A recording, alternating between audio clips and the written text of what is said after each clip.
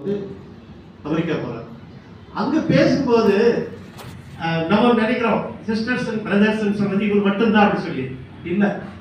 அதுக்கு முன்னாடி பேசினவங்களும் அதான் சொல்லியிருக்காங்க. ஜென்டில்மேன் சொல்லுவாங்க, ஏதோ ஒன்று சொல்லியிருப்பாங்க. ஆனா யாருமே அதை பற்றி பெருசா கண்டுக்கல. அதெல்லாம் எல்லாம் பேசுறாரு அப்படின்னு சொல்லியிருக்காங்க. சுவாமிஜி அவங்களை கூப்பிடும்போது கூட அவர் வந்து உடனே அவர் 3வது முறை 4வது முறையை தான் அவர் பேச வந்தார் நினைக்கிறேன். முதல்ல அவர் கூப்பிடும்போது இல்லை அப்புறம் பேசுறேன்ட்டாரு. அதுக்கப்புறம் இப்ப நீ வரலன்னா அப்புறம் கூப்பிட மாட்டேன்ட்டாங்க. அப்பதான் அவருக்கு பேசுறாரு.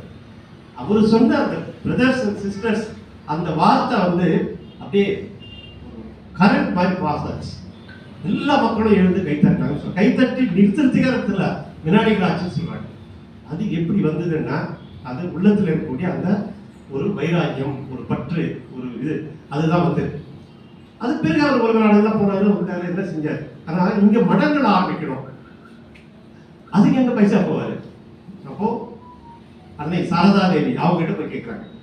அப்பா அந்த அம்மா கிட்ட ₹1 அந்த ₹1 அவர்கிட்ட எடுத்து கொடுத்து, இப்ப சொல்றாங்க அந்த ₹1 கூட இன்னும் இருக்குன்னு சொல்லி அந்த ₹1 கொடுத்து நீ வந்து உன்னுடைய என்ன எண்ணங்கள் இருக்கோ, நீ எப்படி இந்த மடத்தை பிரபலம் பார்க்கணும், பெருசாக்கணும் நினைக்கிறேன், அதை நீ செய்யலாம்னு சொல்லிட்டு ஆசீர்வதித்து அந்த ₹1 கொடுக்குறாங்க. அதுதான் இன்னைக்கு உலகம் முழுவதும் பல கோடி அளவுல வளர்ந்துருக்கு. முழுமையா ஒரு விஷயத்தை எடுத்துக்கிட்டு நான் நிறைய இடத்துல சொல்லிட்டு இங்க வரும்போது சொல்லிட்டு இருப்பேன். உண்மையில இருந்தோம் பழைய ஆனந்தன் அவங்க அந்த வேலைதான், வேற எதுவுமே கவனம் இல்லை அவருக்கு. அது முடிக்கணும் அவ்வளவுதான். எனக்கு நிறைய மெசேஜ் போயிட்டு இருப்பாரு, நிறைய பேர் போடுறாரு நமக்கு மாதிரி. ஸோ அதனால அது ஒரு வேலையை எடுத்துக்கிட்டு அதுதான் முடிக்கணும் அப்படின்னு ஒரு ஒரே எண்ணத்தோடு பண்ணும்போது நிச்சயமா சக்சஸ் ஆகும் அப்படின்றதுக்கு நமக்கு நேரடி உதாரணம். நம்ம யாரும் சொல்ல வேண்டாம், நம்ம நேரம் நம்ம பக்கத்துல இருக்க 1 கோடின்றது உண்மையில நம்மளை பொறுத்த வரைக்கும் பெரிய ஒரு விஷயம் இல்லையா. அது ரெண்டாவது கிட்டத்தட்ட 10 ஆண்டுக்கு மேல ஐயா தொடர்பு இருக்கு. ஆனா அவர் இது வரைக்கும் நான் நம்ம நிகழ்ச்சிக்கு 10 வருஷமா இது மாதிரி இருக்கும்போது அவரை நான் கூப்பிடல, உங்களுக்கும் யாருக்கும் நான் தொடர்பு படுத்தல. ஆனா உண்மையில இந்த கேன்சர் விஷயம் இருக்கு இல்லையா, இது ரொம்ப அவசியமானது.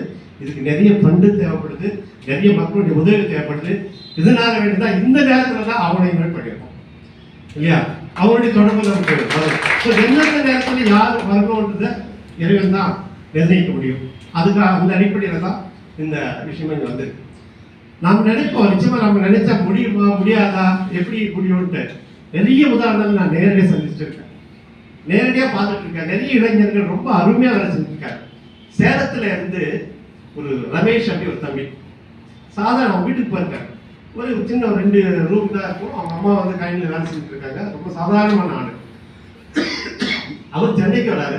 அவர் ஏதோ படிக்கணும்னு